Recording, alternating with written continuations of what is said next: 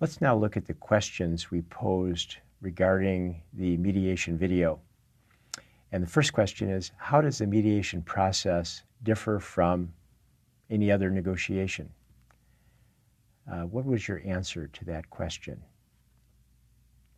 When you look at the mediation process as illustrated by the video, it opened with the mediator stating the ground rules.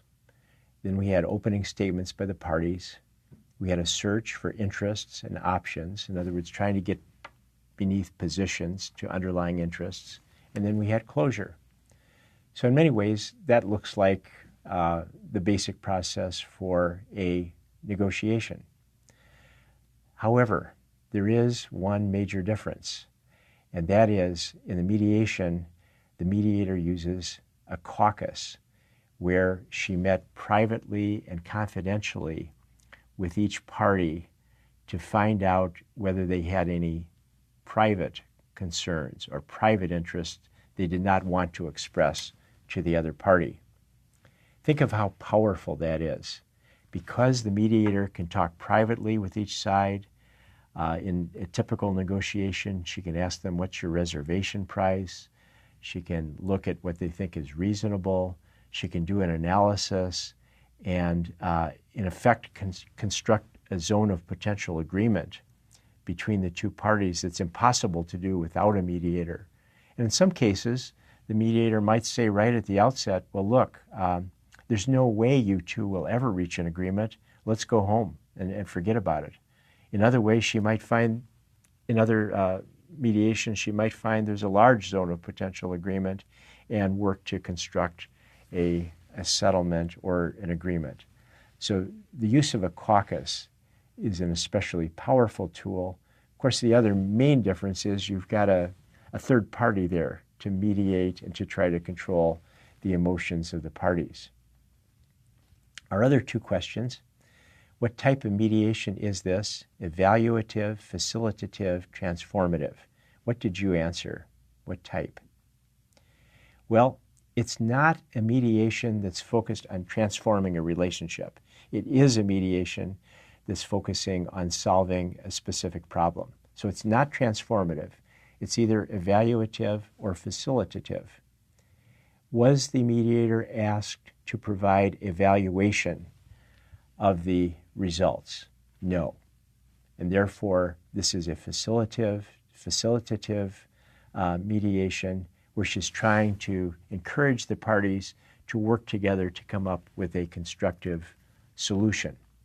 Just as an aside, if you do decide on an evaluative mediation, obviously that will affect your choice of mediator because you want somebody who has the expertise to conduct the evaluation.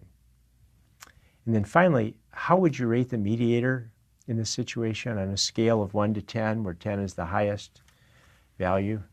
Normally, when I ask my students this question, they give the mediator a very high rating for a number of reasons.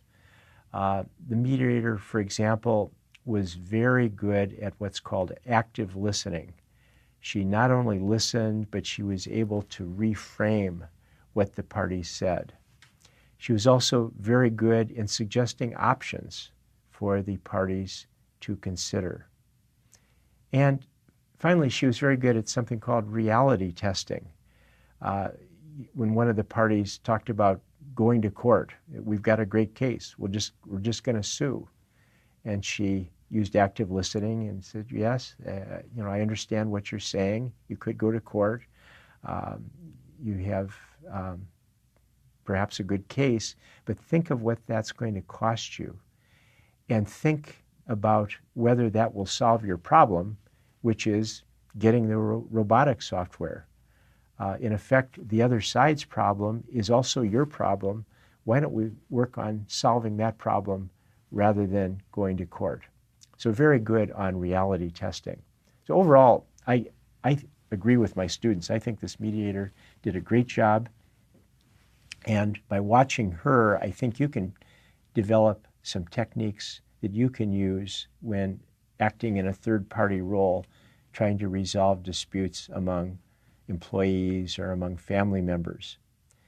I belong to a listserv of mediators, And what I've found over the years is that mediators are very much like this mediator. They're very friendly. They're very open to problem solving.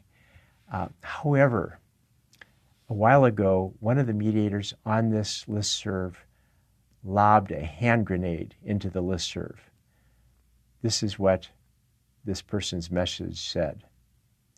Get me off the effing list. Now, for those of you outside the United States, I'm not sure if you understand the word effing, but it's not a polite word to use. So when she lobbed this hand grenade into the listserv, I was curious as to how people were going to respond. And the first response was sort of what I expected.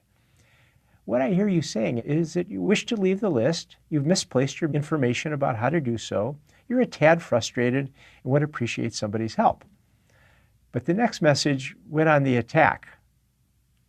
Other approaches are preferable to you profanely demanding that others make up for your lack of diligence, skill, or wit. Thanks much. The next person went on the attack against women in general. The obscene language used by women constitutes one of the double standards men must endure today as the price for collectively having oppressed women in the past. Women today have complete discretion over whether to use colorful language. If men use it in the presence of women, this constitutes sexual harassment. And then finally, the last mediator brought it to a close, came full circle back to what I expected from mediators. I ask and urge all of us to let this go. As I mentioned earlier, many lawyers are not enthusiastic about ADR. They're not enthusiastic about mediation. Here's an example. This is Joe Jamail. I don't know if you remember that name from our earlier discussions in this course. Joe Jamail was the person who won the $3 billion award for Pennzoil against Texaco. He had a lawyer's fee of $400 million in that case. This is his view. I'm a trial lawyer. I try cases. There's some lawyers who do nothing but this mediation bull blip. For those of you from outside the U.S., you can probably guess what that is. Do you know what the root of mediation is? Mediocrity. So you do run into this view from lawyers. By the way, there's sort of a private joke that in law firms, ADR, instead of standing for alternative dispute resolution, stands for alarming drop in revenue. But here's the view from another lawyer. And I'm going to ask you a trivia question. Can you guess who this lawyer is? My joy was boundless. I had learned the true practice of law. I had learned to find out the better side of human nature and to enter men's hearts. I realized that the true function of a lawyer was to unite parties. The lesson was so indelibly burnt into me that a large part of my time during the last 20 years of my practice as a lawyer was occupied in bringing about private compromises of hundreds of cases. I lost nothing thereby, not even money, and certainly not my soul. So trivia question, can you guess the name of this lawyer who, especially during the last 20 years of his law practice, spent a lot of time with mediation? I'll give you a big clue. I think he would be probably on everybody's list as perhaps one of the top 5 leaders in the 20th century, one of the top 5 human beings of the 20th century. Any guesses on the name of this lawyer? His name is Gandhi. So that concludes our look at mediation, and in the final segment we'll look at how you can review the success of your contract performance and evaluate that success.